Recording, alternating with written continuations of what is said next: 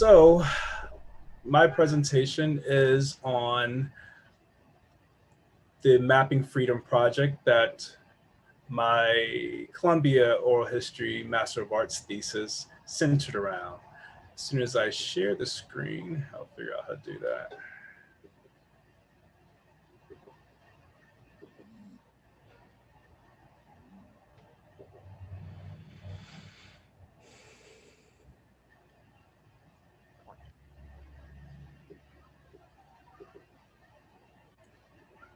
So my Columbia oral history thesis was the Mapping Freedom Project, the international phenomenon of freedom colonies, the initial resistance and the original safe spaces that resisted Western colonialism to create these free communities.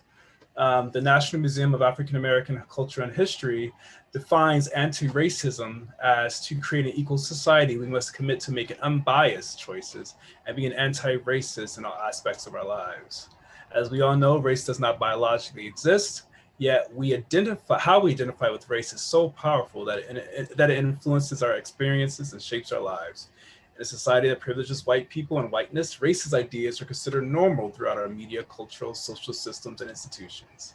Historically, racist views justify the unfair treatment and oppression of people of color, including enslavement, segregation, internment, etc. So being anti-racist is fighting against racism. Racism takes several forms and works most often in tandem with at least one other form to reinforce racist ideas and behaviors. So the Freedom Colonies were some of the first early attempts to be anti-racist, to take control of their lives and their narratives from the colonizers, and to create their own community. At Columbia, the communities that I worked with to put together this thesis was Shankleville, which is in East Texas or Deep East Texas, the Raramari, which is an indigenous community in northern Mexico, Weeksville, which is the Black community or the Freedom Colony in Brooklyn, New York, and Nicodemus, which is in Kansas, the state of Kansas. So since the inception of Western colonialism, the target peoples escaped, and the terrorism was sort of this racialized, inheritable, phenotypic, hypodescendant, one-drop chattel Atlantic slave trade economy that I've sort of put together as repodcast forced slave camp labor enslavement. There were indigenous mass genocides, Jim Crow, Black codes, and other human rights abuses. And freedom colonies existed from the immediate sort of beginning of the Atlantic slave trade to even after the civil wars that ended slavery in many of the colonized places. So you may have heard of them as Palenques in Colombia, Quilombos and Macambos in Brazil, Maroons throughout the Caribbean, Latin America, the Great Dismal Swamp region in North America, freedom colonies like Haiti and Liberia, and the numerous freedmen settlements across the North American continent, as well as other such communities throughout Africa and Australia. San Basilio de Palenque was one of the first communities in what is now Colombia that existed, but there are 5,000 in the US at least. 580 have been found in Texas, with the first being Fort Mose in Florida in 1738 in the contiguous USA. All throughout the Western colonial circuit, these places exist. I named Palenques and Colombia and Quilombos and Macambos earlier. The Maroons in Jamaica are also some of these examples. So there was a book called Freedom Colonies by Tad Sinton and James H. Conrad, I think in 2005. And this quote represents why this history isn't much or isn't well known.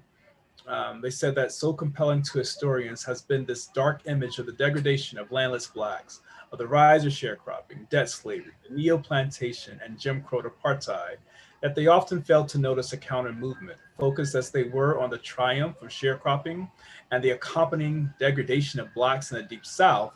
Historians neglected the counter current of Black landowner settlements. Numbers are difficult to estimate, but this ubiquitous, unremarked internal exodus to local freedom colonies must have dwarfed the famous move north. So they're saying that these communities that people targeted by Western colonialism, people they branded Black or not white, especially the indigenous populations, created these freedom colonies, and they dwarf all the migration efforts, particularly of Blacks in the US from the South to North. But this information hasn't really been taught or even researched. One person though, Dr. Andrea Roberts, who was a professor at Texas A&M, has created a project called the Texas Freedom Colonies Project. And she's found over 580 of these communities. She's a descendant of many of these communities, and I met her through my research in Texas at Shankleville, which I'm also a direct descendant of the founders, Jim and Lenischenko. And there are many other scholars that are starting to share the findings of these communities. But these communities have always existed, at least since colonialism started. They have historical societies, homecomings, restoration projects, newsletters. There's so much that many of these communities have been doing. And of course, they welcome people to start to come and tell their stories. So Mapping Freedom was my effort to try to map all of these communities.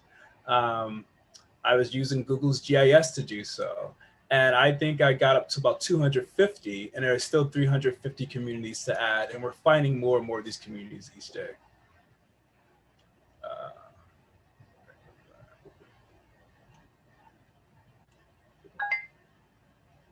So I also created, well, for my Columbia thesis, I created an active oral history exhibition that can be found on the website. If you type in Columbia University Oral History Master's Program, interviews, which is this, the way this spelled enter/views, you can find this project, and we'll get straight into some of the places that I was sort of researching. So Columbia, I mentioned San Basilio de Palenque.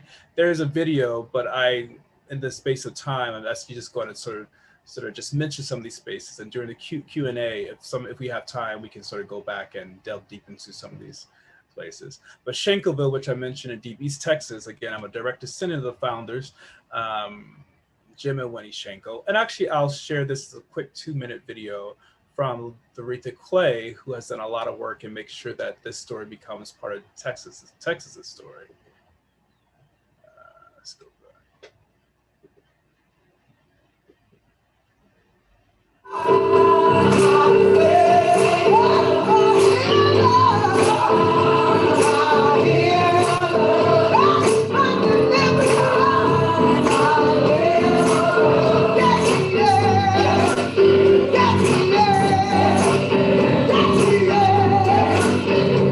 To me, Shankleville it's a symbol of my family. This is where most of my family for generations has grown up. And when I come back here, I just get a real sense of family and tradition. And I can see how my family as a whole has become what it is. Today, we're feeding approximately 150 people for the annual homecoming. It's our 72nd homecoming today. The annual Shankleville Homecoming is an activity that was designed for descendants of Shankleville to come back and share experiences and to have fun, enjoy family, and to raise money to clean the cemeteries and make sure that the loved ones that are buried out there, graves are taken care of continuously. Everyone has a special feeling of love about this community and feels the need to come back and reconnect with everyone, reconnect with relatives you haven't seen in a while, reconnect with cousins, and you don't know how you're cousins, you just know that you are because you're from the same place. The essence of Shankleville is love. When you have generation after generation, it shows a love for family, a love for this place, a love for the values. That's what it's all about.